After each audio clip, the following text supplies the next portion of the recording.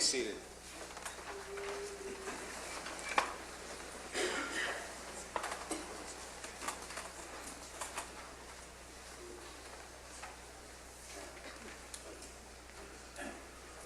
I don't know how many of you are familiar with Scientology. I'm not going to ask you to raise your hands. One of the elements of Scientology is the belief that negative experiences create blockages in the synapses of our brain and nervous system, and that these blockages are what prevents us from obtaining or living the life which we would prefer to have. Scientologists have a particular word for that. You're not taking my course in world religion, so I don't have to tell you what that word is. You can go look it up. Now, in a certain way, Yom Kippur, the Day of Atonement, is also related to the idea of blockages. But instead of understanding blockages as some kind of pseudoscience that believes that your nervous system gets stopped up, we understand the Days of Atonement to cure blockages of a somewhat different sort. Let's go back to the Bible. Our ancestors stood this day in the courtyard of the temple in Jerusalem, and they watched as the Kohen Gadol offered the sacrifices on behalf of the people. The sacrifices were being made on the same altar that was used every day, day in and day out, including Shabbat and holy days, to offer the olah, the burnt offering. Now, the word olah means to go up, like an aliyah, right? You're at a bar mitzvah, or you're here on Shabbos, you get an aliyah, it means you come up to the bima. Why is a burnt offering called an olah? Here's how it works. God is up there. God lives above the clouds. Because as everybody in the Bible knows, the clouds are hard and you can live on top of them. We never are down here. But we would like to reach God. Well, the clouds also look an awful lot like smoke. So if I take an animal and slaughter it on behalf of God, make a korban of it, and I put it on the altar, I soak it in water first. Being the son of a caterer, I understand that if you soak the meat in water, it'll make a lot of smoke, right? You soak the meat in water, and you put it on the altar, and lo and behold, what does it create? It creates a column of smoke that is going up to the heavens. Not unlike the column of smoke and fire that led the Hebrews through the wilderness for 40 years. This column of smoke represented none other than the presence of and the connection to God. When the people were in God's favor, they were Kippur. They were attached to God through this column of smoke. The word Kippur, as you may recall, first comes up in the Bible in the story of Noah. When God tells Noah, l'chaper, to attach the boards of the ark to each other with caulk, C-A-U-L-K. I don't know whether it was DEP or ZEP or what brand God recommended, but that's the first time. The first time it's used means to literally, physically attach one plank to another. And so our ancestors understood that column of smoke on the altar connected them to God.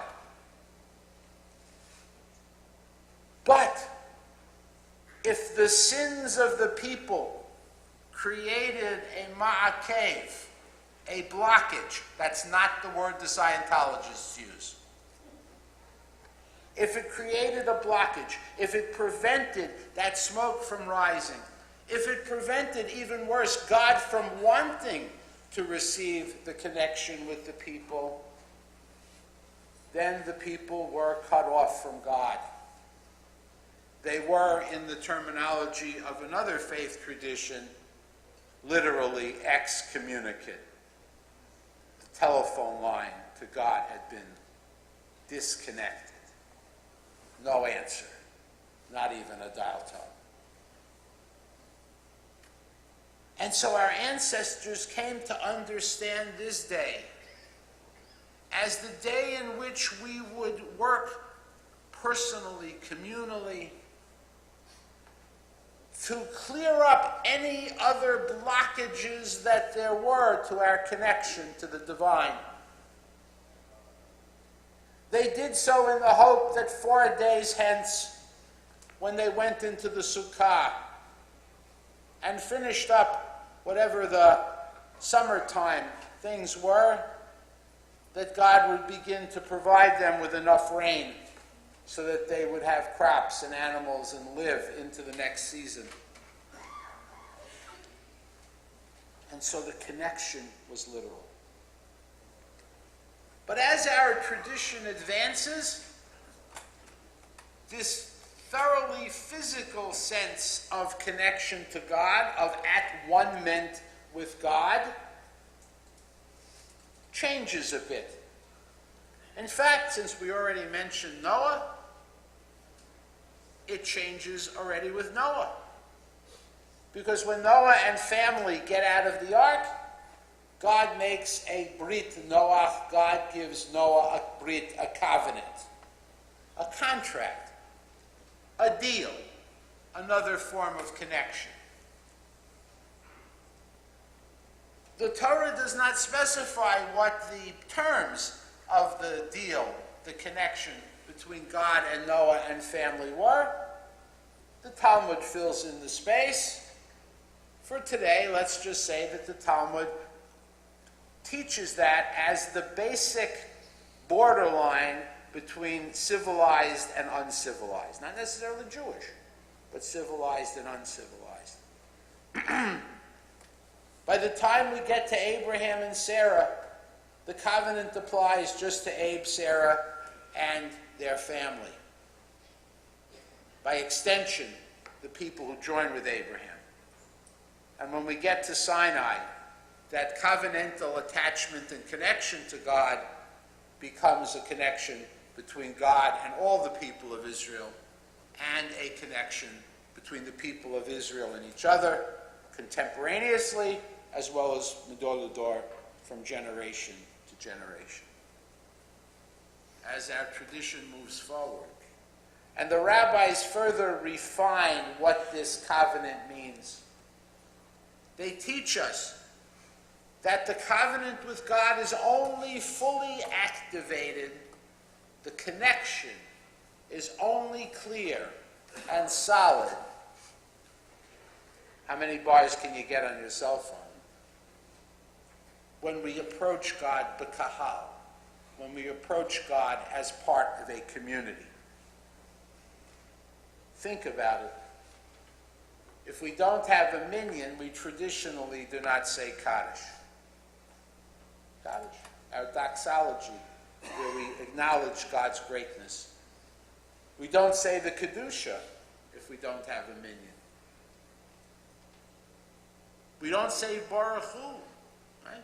How do we call people to worship God, to connect with God, unless we have a minyan, unless we have, for our congregation, 10 Jewish folk above the age of bar or bat mitzvah.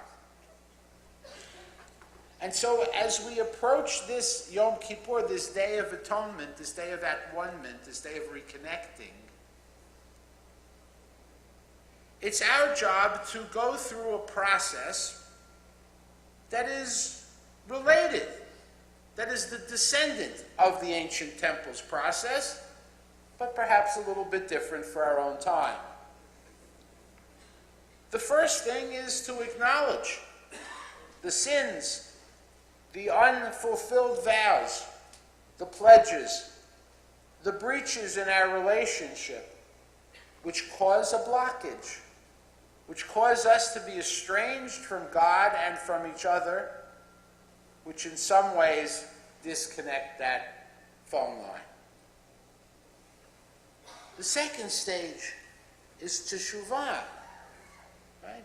To see what we can do to return to get that connection reestablished by asking and receiving forgiveness, by committing ourselves to once again trying to live such lives as will be l'ratzon, will be in God's favor. That's the process of teshuvah, of returning to the phone line, returning to the connection. But we live in a world where there are many blockages, where there are many things that prevent us from really connecting to God and the community fully. We have lots of choices. We see this with our bar mitzvah kids every day. There's the choice of continuing in religious school or playing soccer, both of which are important. There are the choices that we make about coming to services on a Friday night or on a Shabbat morning, or choosing to be elsewhere. There are the choices we make about whether we devote our material wealth to good causes along with the synagogue, or good causes besides the synagogue and besides Jewish life. We have the ma'akev, the impediment of many, many choices. And as often as not, the Jewish community that we live in finds itself choosing other choices, choices that estrange them from God. Not bad things, but choices that do not necessarily help maintain that connection to God and the community. So as we think today of our sins, of our failings, as we resolve to repair the breaches in our relationships in our lives, as we find ourselves at a moment of committing, at least hopefully committing, to become closer to God and our people in the year that we have just begun, our job is to remove those impediments, to cast them aside, to look for a kippur, to look for an at-one-ment and a connection with God and each other, which can only be done by perhaps observing Shabbat a little more fully, observing the holidays a little more fully, studying Torah a bit more intensely. These are all available to us just as they were to our ancestors. And so it is our hope and our prayer on this Yom Kippur that as we ask forgiveness of each other and of God, that at the same time as our ancestors hoped that the prayers represented by their sacrifice, symbolized and embodied by that pillar of smoke going to heaven,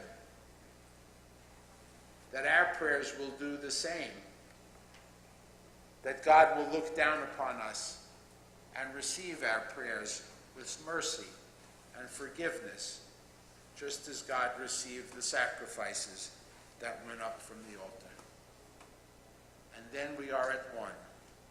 Then we will have achieved not just atonement, but at-one-ment for ourselves, for our children, for generations to come. Gemar Chatima Tova.